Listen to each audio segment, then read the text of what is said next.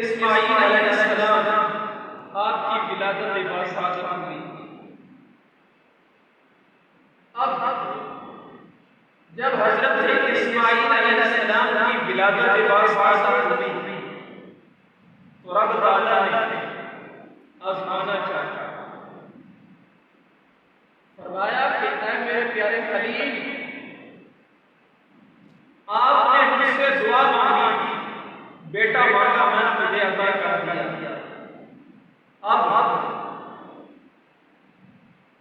میں یہ دیکھنا چاہتا ہوں کہ آپ مجھ سے کتنی محبت کرتے ہیں اور میری محبت کے لیے کیا کیا چھوڑ سکتے ہو، کیا کیا کر سکتے ہو۔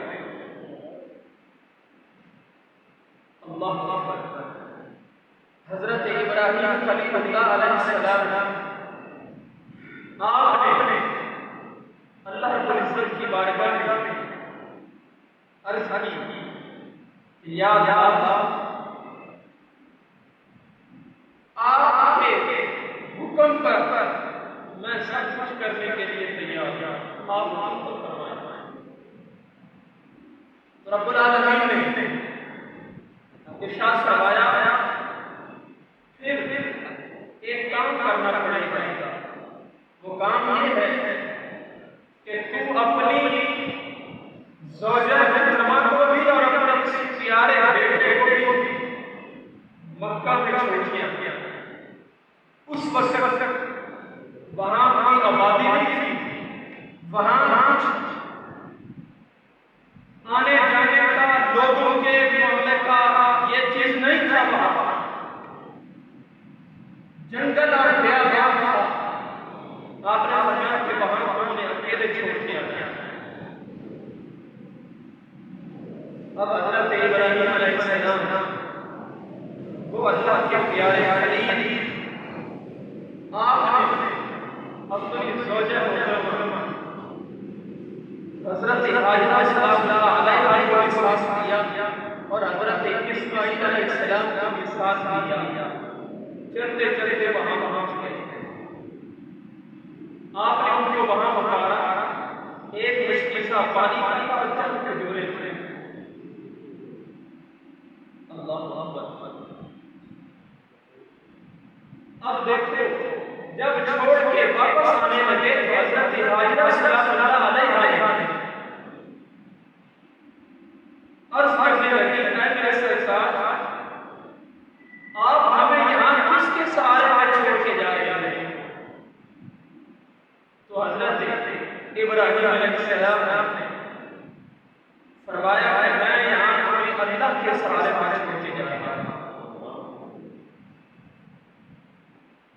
اب اس لحاظ سے اگر دیکھا جائے، ہم میں کون ہے ایسا جو اس طرح کی آزمائش میں پاس ہو سکے؟ اس طرح کے معاملے میں جب رب تعالیٰ نے حکم فرمایا ہے، کوئی بھی نہیں کر سکتا۔ یہ حقیقت ہے اور حضرت ابراہیم خلیل اللہ علیہ السلام نے کر کے دکھا دیا۔ کیوں؟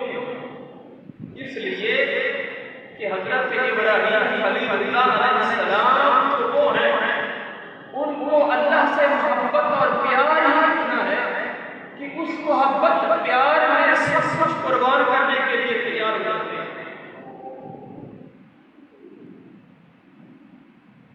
اللہ اکبر۔ جب حضرت ابراہیم خلیل اللہ علیہ السلام آپ کو چھوڑ کے واپس آ گئے،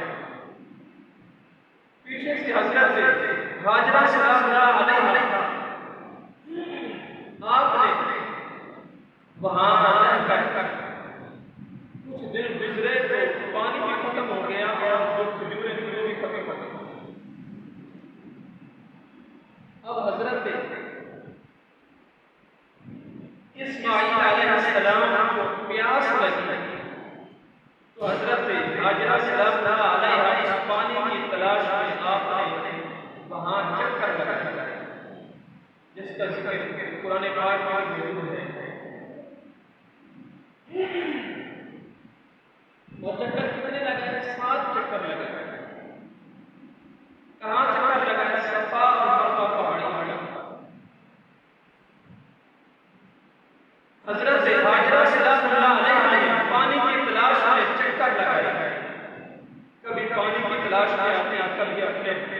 پیارے شہزادے پیارے بیٹے کو دیکھنے کے لیے آتی ہے، کہیں کوئی چیز ان کو نقصان نہ پہنچائے۔ اب حضرت حاجرہ سلام اللہ علیہ آپ نے جب چکر لگایا، تو جب چکر لگا کے واپس آ کے کیا دیکھتے ہیں کہ حضرت اسماعیل علیہ السلام کی بیڑیوں سے پانی کا چشمہ جاری ہے۔ اب دیکھو حضرت اسماعیل علیہ السلام آپ کی ایڑی نرم اور وہ جو زمین کی جگہ کی پتھریلی علاقہ تھا، سخت جگہ تھی، حضرت اسماعیل علیہ السلام کی نرم ایڑیوں نے سخت پتھر سے پانی کا چشمہ جاری کیا، اور جب پانی کا چشمہ جاری ہوا تو حضرت حاجرہ سلام اللہ علیہ آپ نے اس پانی کو فرمایا یا ماء زمزم، اے پانی بن جا،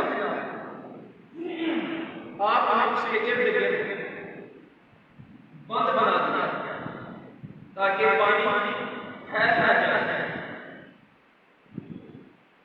جس بات کے اندر آتا ہے آقا علیہ السلام نے ارشاد فرمایا کہ اگر حضرت حاجرہ سلام اللہ علیہ وہاں پانی کے ارد گرد بند نہ بناتی تو یہ پانی پوری دنیا میں پھیل جاتا۔ اب اس پانی کی عظمت اور شان دیکھیں، جو بھی حاجی جاتے ہیں اپنے ساتھ پانی ضرور لاتے ہیں، اور پانی لانے کے بعد جس کسی کو بھی پلاتے ہیں اس کو کیا کہا جاتا ہے؟ تم نے یہ بھی بڑے ہوتے ہو گیا۔ حالانکہ دوسرے پانی اس طرح کے کو بیٹھ کر پینے کا حکم ہے، اور زمزم کے پانی کے بارے میں حکم ہے کہ کھڑے ہوتے ہوتے پانی۔ یہ حضرت اسماعیل علیہ السلام کا معجزہ تھا۔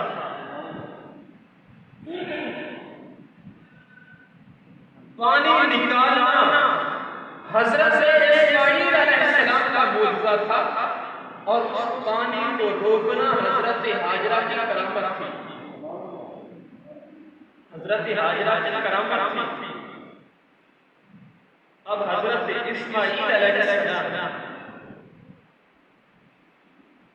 وہاں رہ کر پروان چڑھے، جس کا ذکر قرآن پاک میں موجود ہے۔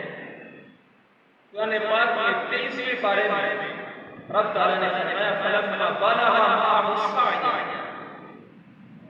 کہ جب حضرت اسماعیل علیہ السلام، بلکہ یہاں ایک اور بات آپ کے سامنے عرض کرنا چاہتا ہوں،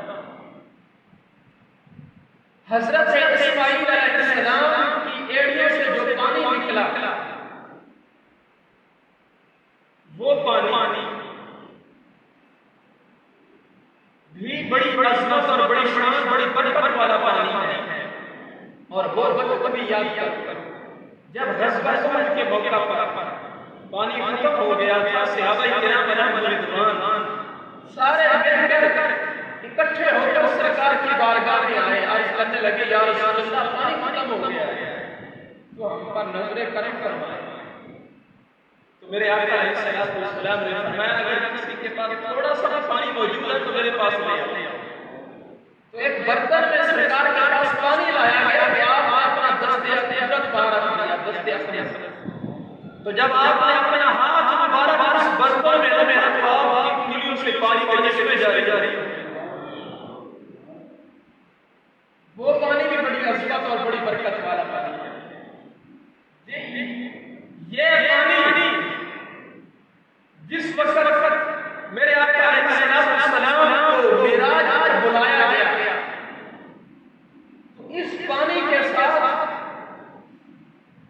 حدیثوں کے اندر آتا ہے، کتابوں کے اندر موجود ہے کہ آپ کا سینہ چاک کیا گیا، آپ کے دل کو باہر نکالا گیا، اور آپ اس دل مبارک کو آپ زمزم کے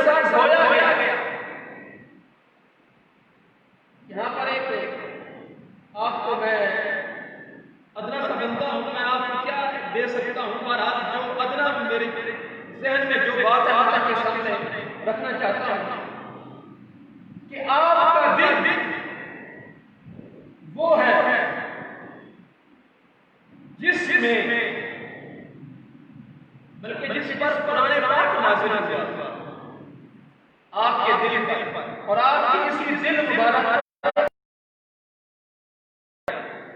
کیوں وجہ کیا وجہ یہ تھی کہ جس طرح حضرت اسماعیل علیہ السلام کے ساتھ اس پانی کو نسبت حاصل ہے، اسی طرح اس پانی کے ساتھ سرکار کی اس پانی کی نسبت حاصل ہو جائے، اور اس پانی کو عظمت اور شان دینے کے لیے آپ کے دل مبارک دھویا گیا، تاکہ پتہ چل جائے یہ پانی عام پانی نہیں ہے، بلکہ یہ وہ پانی ہے جس کے ساتھ سرکار کا دل مبارک دھویا گیا، آپ کا دل مبارک دھویا گیا۔ اور میرے آقا علیہ السلام نے کہا جب دل مبارک دھویا گیا اور حضرت اسماعیل علیہ السلام کے قدموں سے نکلنے والا پانی اتنی عظمت اور شان والا پانی ہے جس میں برکت بھی ہے، شفا بھی ہے، اور جس میں سب کچھ موجود ہے۔ نعرہ تکبیر، نعرہ رسالت، نعرہ خلافت، نعرہ حیدر یا علی۔ اب جب حضرت اسماعیل علیہ السلام جوانی کے عالم میں پہنچے تو حضرت ابراہیم علیہ السلام نے خواب دیکھا۔ خواب میں کیا تھا؟ اس میں حکم ہوا کہ اے میرے پیارے خلیل، میری راہ میں قربانی پیش کرو، میری راہ میں قربانی پیش کرو۔ تو حضرت ابراہیم خلیل اللہ علیہ السلام نے دوسرے دن صبح ہوئی اس دن آپ نے 100 اونٹ رب کی بارگاہ میں قربان کر دیا۔ پھر دوسرا دن آیا، تیسرا دن آیا، اس میں بھی یہی حکم ہو رہا ہے۔ آخرکار آپ جان گئے کہ جس چیز کی قربانی مانگی جا رہی ہے وہ یہ ہے جو تمہیں سب سے زیادہ عزیز ہے، جو سب سے زیادہ پیاری ہے، اس کی قربانی پیش کرو۔ تو آپ نے اپنے دل میں سوچا کہ سب سے پیارا تو میرا بیٹا حضرت اسماعیل ہے، کہیں اس کی قربانی تو نہیں مانگی جا رہی۔ تو آپ نے حضرت اسماعیل علیہ السلام سے جب پوچھا تو آگے بیٹا بھی نبی تھا، عرض کرنے لگے ابا جان افعل ما تؤمر ستجدنی انشاءاللہ من الصابرین۔ یہ فیضان نظر تھا یا مطلب کی کرامت تھی کہ سائے اس اسماعیل کو آداب حضرت اسماعیل علیہ السلام نے اپنے والد حکم سے عرض کی ابا جان آپ کو جو حکم ملا ہے وہ آپ کر دیں، انشاءاللہ آپ مجھے صبر کرنے والے معلوم آئیں۔ اگر یہ رب کا حکم ہے میں تو ایک جان، اگر میری 1000 جانیں ہوتی تو میں ایک ایک کر کے رب کے آگے قربان کرتا۔ جذبہ قربانی جس یہ وقت وہ ہے، بلکہ حقیقت کی بات تو یہ ہے کہ آج کل جو آپ دیکھ رہے ہیں، جو معاملہ چل رہا ہے، اس میں قربانی پر بھی پابندی لگائی جا رہی ہے، قربانی پر بھی پابندی لگائی جا رہی ہے تاکہ لوگ قربانی سے دور ہو جائیں اور ان کو جو ان کے دلوں میں قربانی کا جذبہ ہوتا ہے وہ ختم ہو جائے۔ تو میں کہنا چاہتا ہوں یہ جتنا مرضی سازش کر لیں، یہ ہم سے قربانی کا جذبہ ختم نہیں کر سکتے۔ یہ ہم سے دین اسلام کی محبت اور دین اسلام کے جتنے بھی احکامات ہیں یہ ہم سے دور اور ختم نہیں کر سکتا، بلکہ ہماری جب تک ہماری جانیں ہیں، جب تک ہمارے جسم میں جان موجود ہے، ہم ہر وقت اسلام پر پہرا دیتے رہیں گے اور اسلام کے ہر احکام پر اللہ کے فضل و کرم سے اس پر عمل کرتے رہیں گے. اور یہ قربانی کوئی عام قربانی نہیں ہے. دین اسلام کی ابتدا بھی قربانی سے ہوئی ہے اور اس کی انتہا بھی قربانی سے ہوئی ہے. جب قربانیاں پیش ہوئیں تب اسلام کو تقویت ملی. ان قربانی کی وجہ سے اسلام کو تقویت مل رہی ہے. تو دیکھو ابتدا سے لے کر انتہا دیکھو ہر دور میں ہر دور میں جتنے بھی مشائخ ہیں ہر مشائخ ہیں ان سیدوں نے اپنی قربانی پیش کر کے دین اسلام کو بچایا. ان دین اسلام کو بچایا اور دین اسلام کو بچانے کے لیے سیدوں نے اپنا سب کچھ قربان کر دیا. لیکن بڑے افسوس کے ساتھ بات کرنے جا رہا ہوں کچھ سید ایسے بھی ہیں جو دوسروں کے ساتھ مل کر پتہ نہیں وہ کیا چاہتے ہیں. ہاں حقیقت ہے ہو سید اور چلے دین اسلام کے خلاف میں یہ کیسے ہو سکتا ہے؟ سید یہ وہ ہوتا ہے جو ہر وقت ہر لمحہ دین اسلام پر اپنی جان اور اپنی اولاد بھی قربان کرنے کے لیے تیار ہو جاتا ہے. جس طرح کہ حضرت امام حسین رضی اللہ تعالی عنہ میدان کربلا میں جا کر اپنا سب کچھ حقہ کیا اپنی جان بھی قربان کر دی. اس کے نام دین اسلام کے نام تاکہ دین اسلام کو تقویت ملے اور میرے نانا کا دین مضبوط ہو جائے.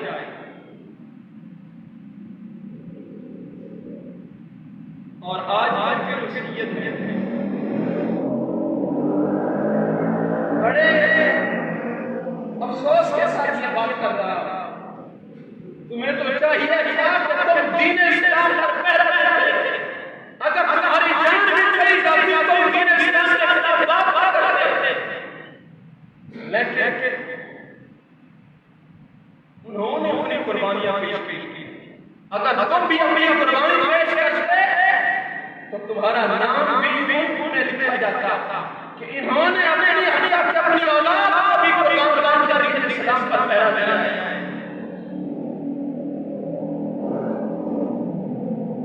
اب حضرت امام حسین رضی اللہ تعالی عنہ کی پہرا دیا تھا.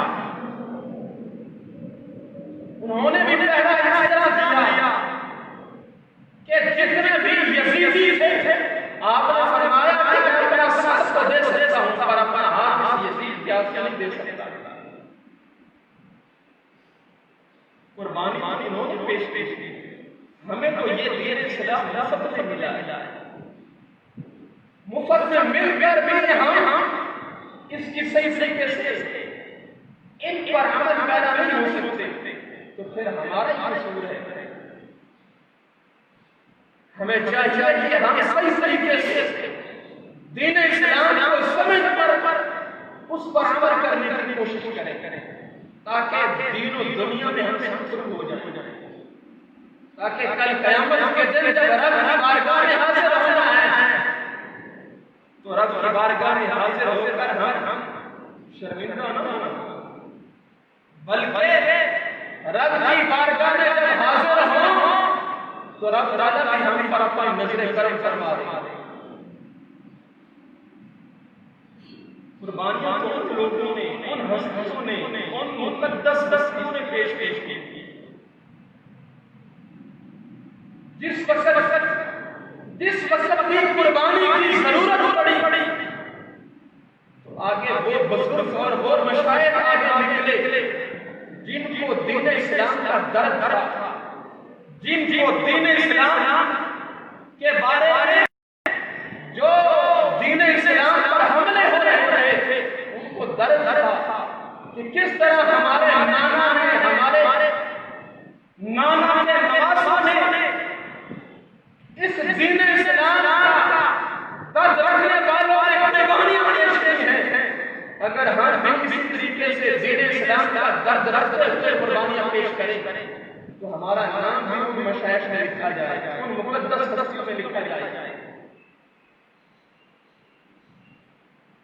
یہ جو مسئلہ چل رہا تھا، اس مسئلے پر حال کیا ہو گیا ہے؟ امت کو پریشان ہو چکی ہے، لوگ پریشان ہیں کہ ہمیں سمجھنا کیا ہے۔ جس طرح اس مسئلے کو طول دیا گیا، ورنہ حقیقت کو دیکھا جائے مسائل میں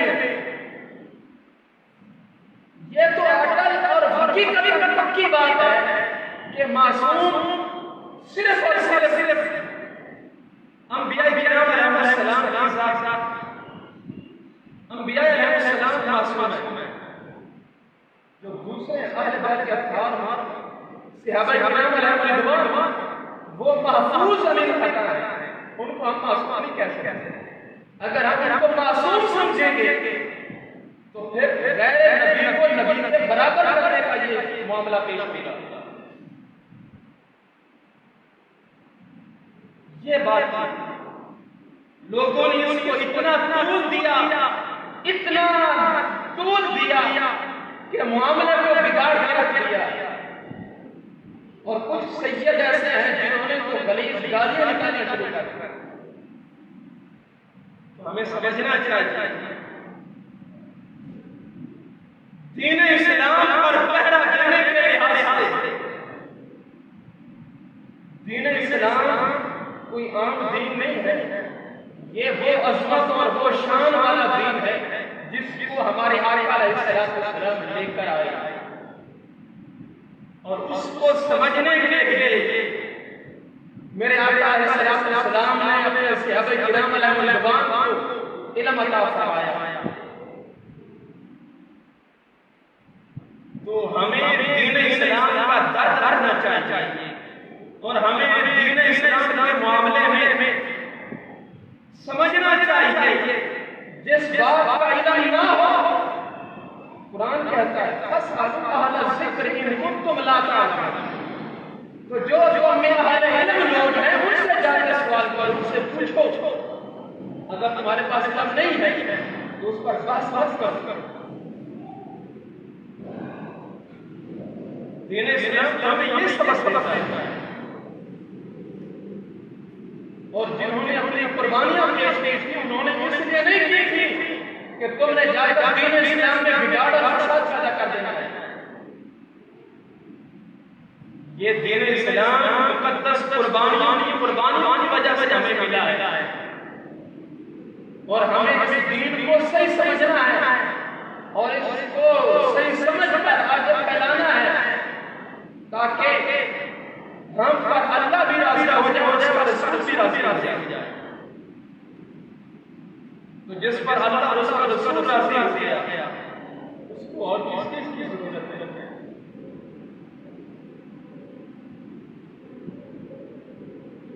اس کی تو دنیا بھی کامیاب ہے، اس کی آخرت بھی کامیاب ہے۔